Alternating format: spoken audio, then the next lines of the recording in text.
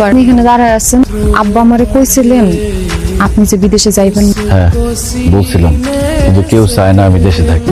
ভাই জমি কিনবো, আম্মায় সাদিয়ারে বিয়ে দিব, তোমার আম্মায় চায় এই বাড়িতে আমি একটা বিল্ডিং তুলি। কিন্তু আমার ইচ্ছা কি, শখ কি, আমার মন কি চায়, এটা কেউ জানতে চাইল না।